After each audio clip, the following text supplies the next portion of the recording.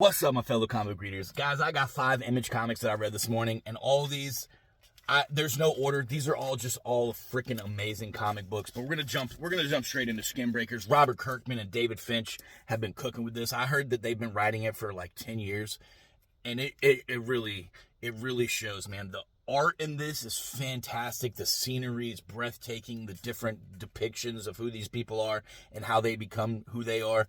It's kind of a story about kind of change of leadership and how it's coming about, and it feels like there's about to be some inner turmoil in their tribe, but the guy that's trying to become the leader, well, there's 2 different guys. There's a leader, and then there's 2 people, one that everybody wants to be the leader, and the one he wants to be the leader, and you know how that goes. But I think they're about to battle, but the one that everybody wants to be the leader is hopefully going to be that guy, but we'll see. Next up, we got Escape issue number 2. Rick Remender. You can't do any wrong with him as well.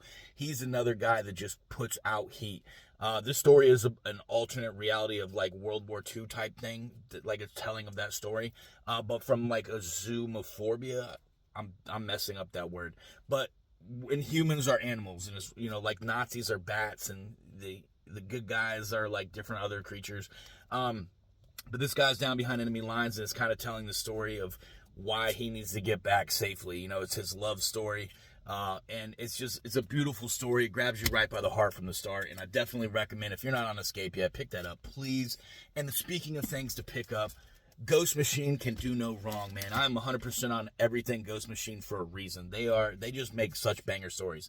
This one is no different. Rose and Zach, Hornsby and Halo, however you want to call them, they're finding out who they are, and Rose is showing what she's capable of doing, and I think she surprises herself in this one with the stuff she can do, and it's kind of scary, but such a great issue.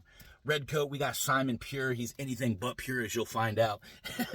But this is the alternate telling of like when the First Lady Madison ran back into the White House while it was on fire because the British were attacking, and she saved the painting of George Washington. Such a fantastic storytelling. The art in this is just like you see on the cover. It's crazy. It's wild. It's all the time.